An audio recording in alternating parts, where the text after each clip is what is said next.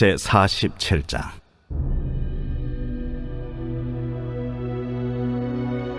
처녀딸 바벨론이여, 내려와서 티끌에 앉으라.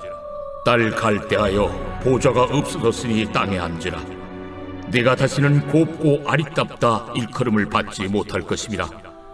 맷돌을 가지고 가루를 갈고 노울을 벗으며 치마를 걷어 다리를 드러내고 강을 건너라.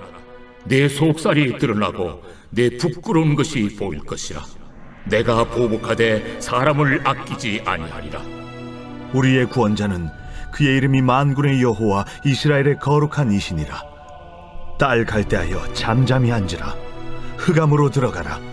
내가 다시는 여러 왕국의 여주인이라 일컬음을 받지 못하리라. 전에 내가 내 백성에게 노하여 내 기업을 욕되게 하여 그들을 네 손에 넘겨주었거늘 네가 그들을 궁일이 여기지 아니하고 늙은이에게 내 멍에를 심히 무겁게 메우며 말하기를 내가 영영이 여주인이 되리라 하고 이 일을 내 마음에 두지도 아니하며 그들의 종말도 생각하지 아니하였도다.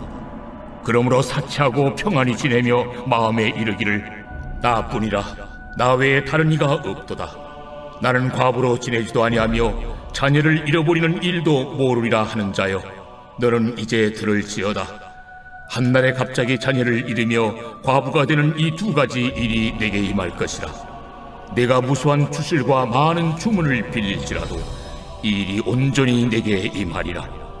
내가 내 악을 의지하고 스스로 이르기를 나를 보는 자가 없다 하나니 내 지혜와 내 지식이 너를 유혹하였음이라. 내 마음에 이르기를 나뿐이라 나 외에 다른 이가 없다 하였으므로 재앙이 내게 임하리라. 그러나 내가 그 근원을 알지 못할 것이며 손해가 내게 이르리라. 그러나 이를 물리칠 능력이 없을 것이며 파멸이 호련히 내게 임하리라. 그러나 내가 알지 못할 것이니라. 이제 너는 젊어서부터 힘쓰던 주문과 많은 주술을 가지고 맞서보라. 혹시 유익을 얻을 수 있을는지, 혹시 놀라게 할 수 있을는지. 내가 많은 계략으로 말미암아 피곤하게 되었도다. 하늘을 살피는 자와 별을 보는 자와 초하룻날에 예고하는 자들에게 일어나 내게 임할 그 일에서 너를 구원하게 하여 보라. 보라, 그들은 초계 같아서 불에 타리니 그 불꽃의 세력에서 스스로 구원하지 못할 것이라. 이 불은 덮게 할 숯불이 아니요 그 앞에 앉을 만한 불도 아니니라. 내가 같이 힘쓰던 자들이 내게 이같이 되리니 어려서부터 너와 함께 장사하던 자들이 각기 제 길로 흩어지고 너를 구원할 자가 없으리라.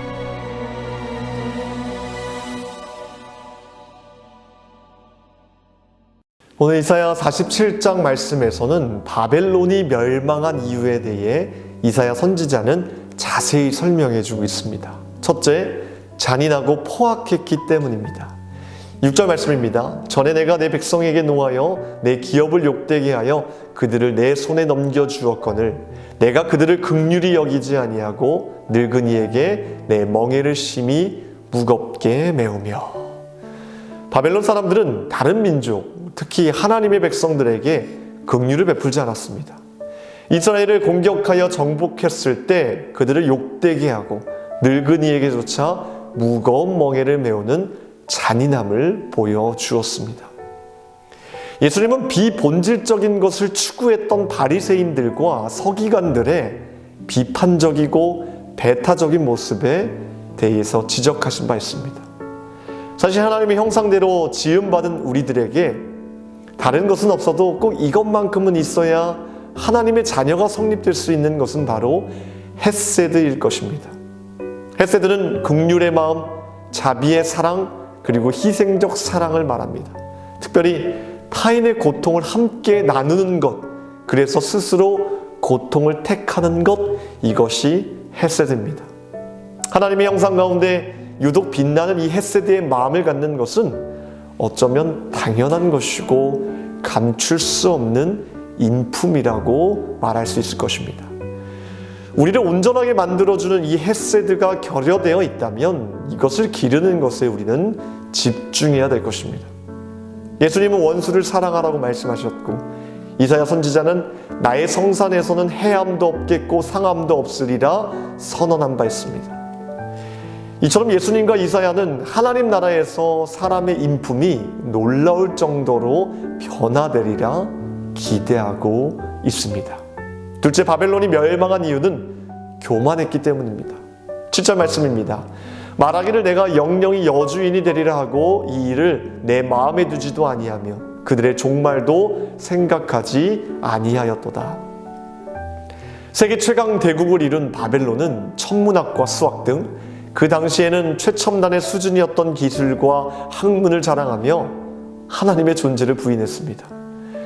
우리는 바벨론처럼 하나님의 존재를 부인하지는 않습니다. 그러나 서기관과 바리새인들처럼 교만할 수는 있습니다.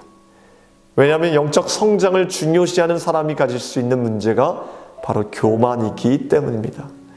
우리는 뭔가 하나라도 영적인 일을 하는 순간 누군가를 판단할 수 있는 지표 한 가지가 더 생긴 것으로 보면 됩니다. 신비주의자 십자가의 성 요한은 이렇게 말하였습니다. 영적 성장을 추구하기 시작한 사람들이 자신들이 얼마나 열정과 열심을 가지고 영적인 일과 헌신적 훈련에 참여하는지 인식하기 시작할 때 그들에게는 은근한 교만이 자라기 시작한다. 그들은 자신들의 모습과 행위를 생각하면서 어떤 만족감을 느끼기 시작한다. 그리고 자신들처럼 헌신되지 못한 사람들을 볼 때 마음속으로 정죄한다. 셋째, 바벨론이 멸망한 이유는 사치와 방탕한 생활로 윤리적, 사회적으로 타락했기 때문이었습니다. 8절 말씀입니다. 그러므로 사치하고 평안히 지내며 마음에 이르기를 나뿐이라 나 외에 다른 이가 없도다. 나는 과부로 지내지도 아니하며 자녀를 잃어버리는 일도 모르리라 하는 자여 너는 이제 들을지어다. 베드로가 당시 여자들에게 말한 것을 마음에 새겨야 합니다. 이것은 남자들에게도 해당되는 말씀입니다. 베드로전서 3장 3절과 4절 말씀에 너희의 단장은 머리를 꾸미고 금을 차고 아름다운 옷을 입는 외모로 하지 말고 오직 마음에 숨은 사람을 온유하고 안정한 심령에 썩지 아니할 것으로 하라. 이는 하나님 앞에 값진 것이니라. 하나님 앞에 값진 것이 무엇인지 그것을 통해 우리가 누릴 수 있는 큰 은혜의 힘이 무엇인지 알려면 그렇게 살아보면 알게 되어 있습니다. 마지막으로 그들은 우상을 섬기며 미신적인 죄악을 버리지 않고 점성술과 같은 사술에 의지했기 때문에 망했습니다. 9절에서 10절 말씀입니다. 한날에 갑자기 자녀를 잃으며 과부가 되는 이 두 가지 일이 내게 임할 것이라. 내가 무수한 주술과 많은 주문을 빌릴지라도 이 일이 온전히 내게 임하리라. 내가 내 악을 의지하고 스스로 이르기를 나를 보는 자가 없다 하나니 내 지혜와 내 지식이 너를 유혹하였음이라. 내 마음에 이르기를 나뿐이라 나 외에 다른 이가 없다 하였으므로. 하나님의 자녀인 우리들도 우상을 섬길 수 있습니다. 놀랍게도 하나님을 섬기는 자이지만 동시에 우상도 섬길 수 있습니다. 하나님께서 당신의 자녀들에게 하나님과 우상을 섬기는 동시에 섬기는 것을 금하신 이유는 사실 우리를 위해서였습니다. 왜냐하면 의지해야 할 대상을 의지하지 않고 이리저리 흔들리는 우상을 의지하게 된다면 우리는 영적으로 또 정서적으로 결코 안정될 수 없기 때문입니다. 경험해 보신 분들은 아시겠지만 죄를 품게 된 순간 기쁨은 사라지고 그 자리에 불안함과 고통이 자리 잡게 됩니다.